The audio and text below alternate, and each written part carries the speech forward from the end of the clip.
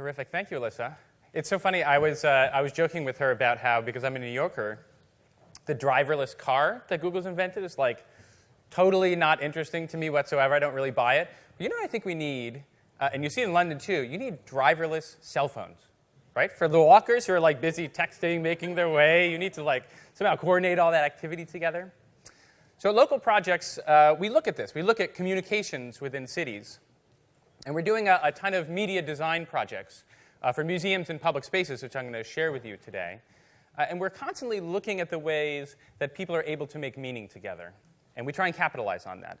And so one of the ways that we often talk about it was with this mantra. They say if you're going to steal from the best. This is from Confucius, from 500 BC. But I think this idea is as relevant today as ever.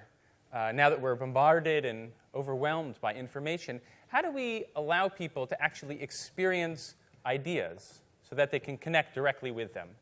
And so that's what a lot of our work is. And I'm going to look at sort of 4 different themes that play into our work in terms of actually developing the future of the city. The first one to think about is legacy. What are we building for today for the future?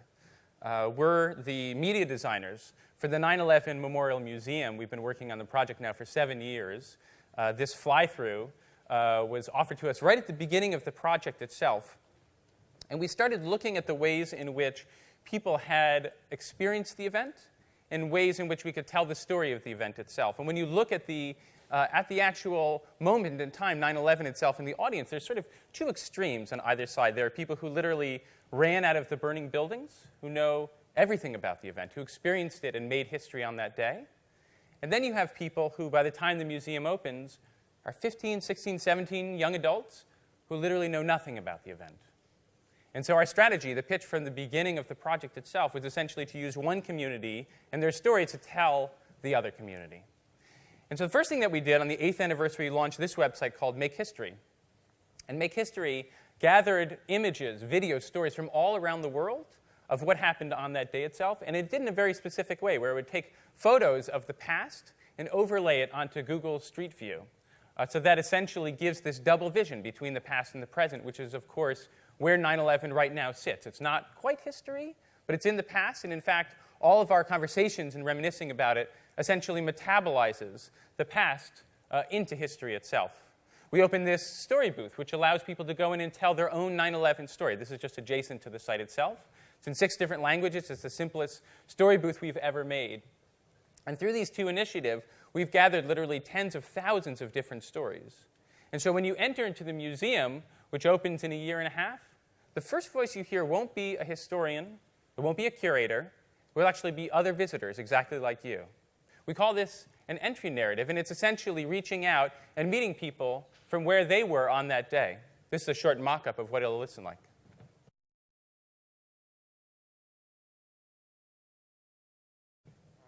I was at Rutgers in New Brunswick. And they said that one of the World Trade Towers just exploded.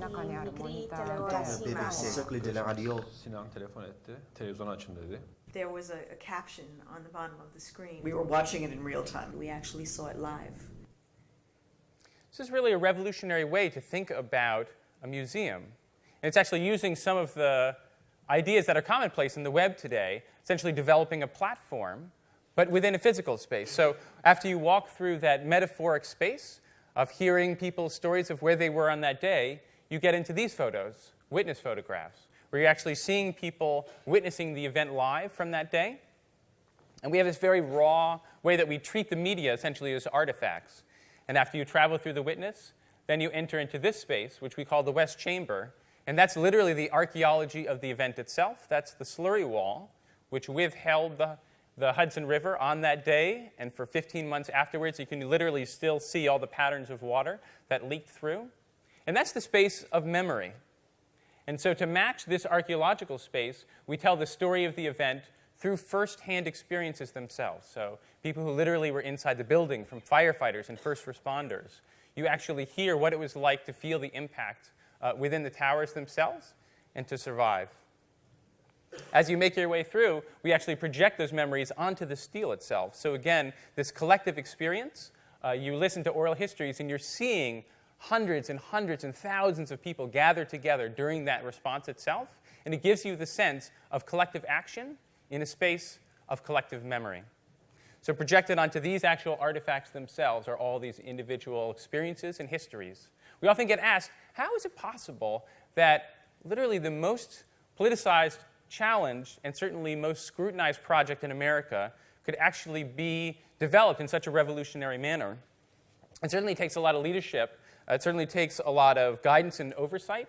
But for us, in terms of the design process, and I think this is a good takeaway, for everybody involved in large, difficult projects from corporates to not-for-profits, the real strategy that we employed was prototyping, so making things instead of trying to pitch things, making things that you could gather people around. So this is that same chamber that we built in third scale inside of our studio, and then we built another version that people could actually walk through. And so instead of trying to convince people that we had good ideas, that it was worth taking a chance, we developed it so it felt like no risk whatsoever. And we actually walked first people from the city, then the actual curators, then family members, then all the different stakeholders within the project itself. And then finally, we made this full-scale mock-up where you could actually hear all the individual voices on the individual panels themselves. It actually doesn't show it in here, but because the screens themselves are semi-transparent, you actually get this incredible reflection of all of the words presented on the visitors themselves. So it's really, truly a space of memory, where you're actually moving through that metaphorical space and then into the original cavern, the archaeological space itself. And then in terms of the media that we gathered from online, this is obviously a piece of Flight 11. This is an image that we knew existed, 2 towers that were taken from a commercial flight that was being grounded at LaGuardia, that we actually gathered from the website and found it there for the first time. This is an artifact that's going to be in the museum itself, and we had lots of images on the site. And we actually have the artifact itself, but we didn't have this image until a National Guard soldier uploaded it from where he saw it in Staten Island. And all of these images then get used both outside as well. We developed an iPhone application that actually allows you to overlay the individual images into physical space, bringing, again, memory into real, actual space and connecting the past and the present together. And then this is definitely the most powerful image that came out of the entire project. This is an image of Gary Box. It was submitted by a photographer from Scandinavia. And I actually took notice of it when the project launched because it's such an incredible moment where you see a firefighter making his way through the Brooklyn Battery Tunnel. It's literally 1.5 miles from the site. So he's stuck in traffic, and he's going to run all the way to the site itself. But we actually got an email from the firefighter's father reporting that, like most families, of victims on that day, they actually didn't get anything back. And they actually reached out. He wanted to get in touch with the photographer just to thank him for what this image meant, because as far as he knew it, this was the last image that was ever taken of his son on that day. And so what we realized was that even as we were busy trying to put together a project that would gather all of these voices, there's this incredible power, much deeper, about making these connections between people. And so within that process, we got then asked to look at the memorial.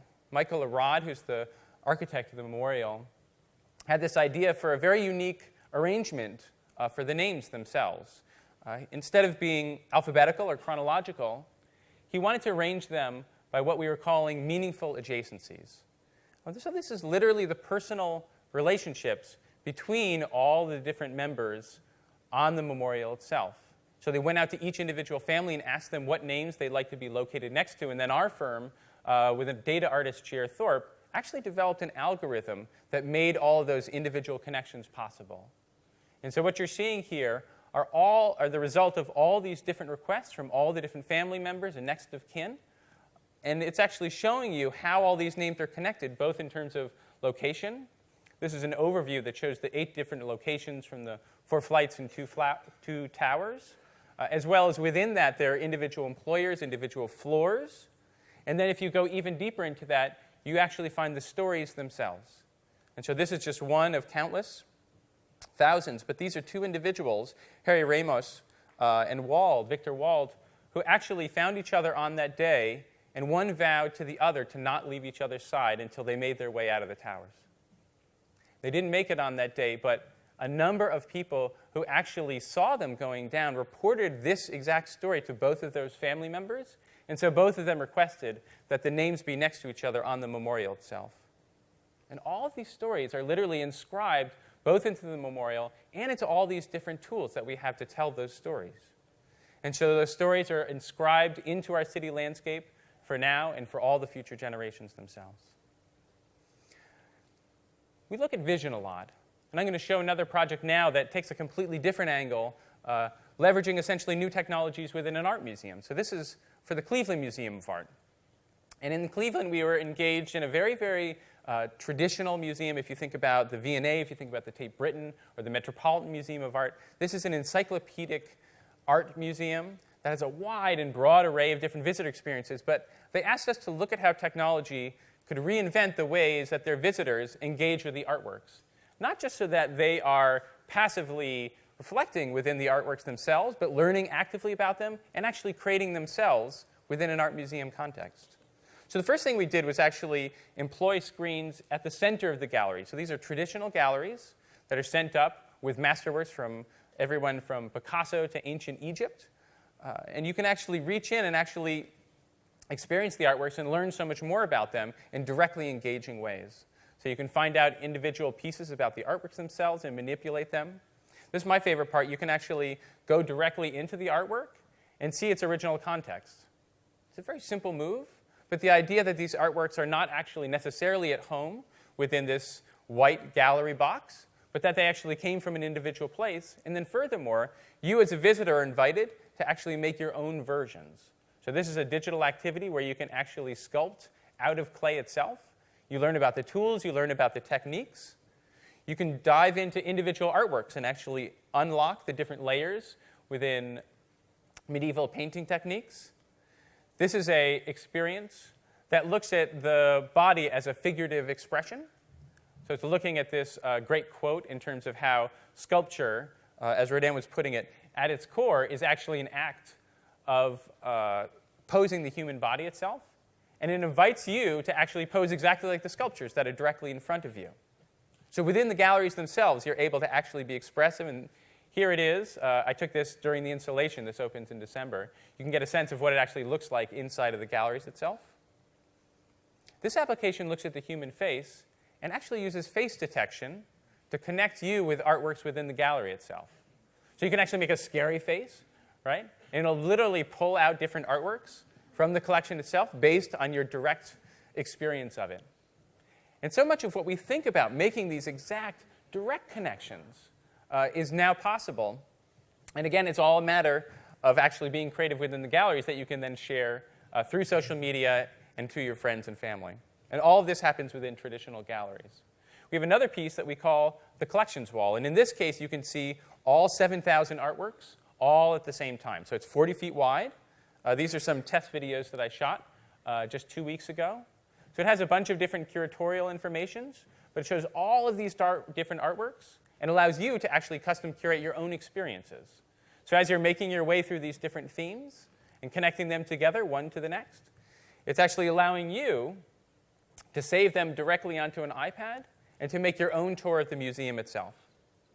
So it's really inverting the relationship with the museum and allowing the curators to actually share knowledge. And that's the most exciting thing from the museum standpoint is they have the ability to actually understand what visitors are excited about within the museum itself.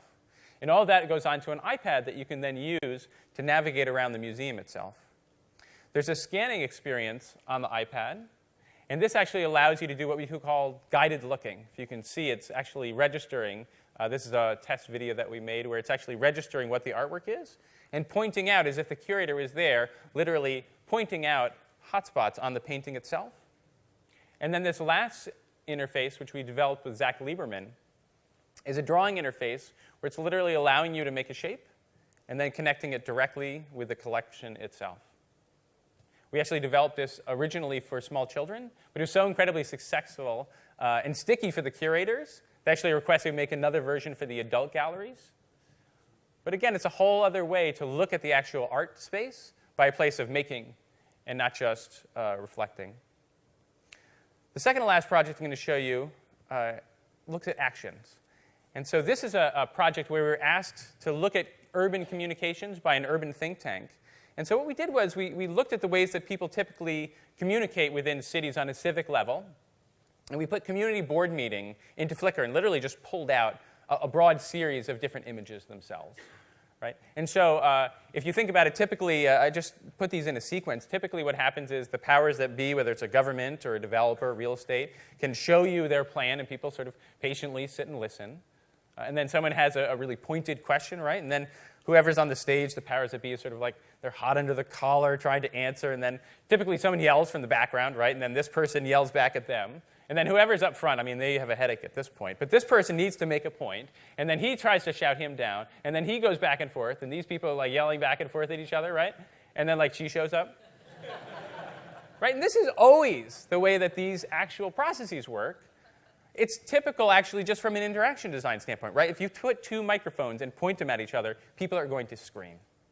And so what we started thinking about was, is there a system where we can actually overlay crowdsourcing, which works obviously very well in an online space, and the wisdom of crowds that exists just within cities themselves? And so the result was a project that we called Change by Us. And essentially, it's using all of these different ideas that you have within a larger system. We were lucky enough to be partnered through the Knight Foundation and Rockefeller Foundation with the city of New York. Now we've also launched in Philadelphia as well as Phoenix. Mayor Bloomberg launched us as part of Plan NYC. And so that's his plan for building a sustainable New York City. Has these amazing goals from waterways and water supplies, the types of things that really government can and only can do, infrastructure pieces. But this piece, right, solid waste, essentially composting, that's not only something that government can do, it's something that they shouldn't do. It's not anything that even Mayor Bloomberg, and he does have a sort of autocratic style, realized that he himself was not capable of requiring citizens. And so we started thinking about Change by Us, essentially using the city, as Paul was saying, like a platform, a way to essentially give permission and to try and inspire citizens to do things that are within the city's good, but one individual group at a time. And that's really what Change by Us is about. It's essentially an online space and a mobile application that allows people to have different ideas about their cities, and then to congregate together to make those ideas a reality. So what you're seeing here are all these different ideas that people have put in. And if you have your own idea, you can actually locate it physically within the city itself, and then it uses an algorithm to match you to a project that's actualizing that idea. It's a very, very simple system to basically gather people together who have similar interests to make their cities better. And this is what the results are. This is what change looks like in New York. These are individual rainwater basins. These are composting bins. These are community gardens. This is an amazing street fair that was developed specifically to promote composting itself. And what you find is that essentially this is what change ends up looking like when it's not initiated by the government, but by individual community groups. And it's promoted in this way. You get this sense that the government, in the big sense, can help to set something of a target, but each individual community group will gather together and solve that problem in its own individual way. My favorite way is this project, Brook Park Chickens. This is in the South Bronx, and essentially they got a small micro grant to gather together these individual chickens and to engage what they call chicken deputies. And chicken deputies are high school students who are actually taking care of these kids, who are actually reaping the individual benefits themselves. They're small farmers here in the South Bronx. Right? And this is obviously both a play in terms of urban agriculture, but it's also a play in terms of understanding food, where it comes from, what's possible with food. Not surprisingly, it plays very, very well in the media. The city actually sent us a personal email thanking us because Brook Park Chicken actually got about 10 times as much media play as Plan NYC did, the mayor himself. Right? And this is a lot of what is able to happen. And then finally, there's this. There's the way that we can actually touch an individual life within the city through a project like this. And these are the types of moments that we're most proud of within a project like Change by Us. We're rolling out in 3 more cities in America next year, and it's continuing to advance. And then the last project I'm going to show quite quickly, because this very, very simple project, is Heart. This is a project that we did with Bjarke Ingels Group, BIG. It was in the heart of Times Square for Valentine's Day, a day filled with love. And essentially, it was a simple interface. Just said, touch me. And it says, more touch, more contact, more love. And essentially, the way it works is the more people who are touching it, the faster the heart beats. And I think in the end, in terms of the future of the city, this is one thing that we can all agree on, that putting a beating heart inside of the center of the city of New York City is something that can communicate with all of us. And as we think for ourselves, what is it that connects us together? What is it that binds us together? We can really together find the city of the future. Thank you very much.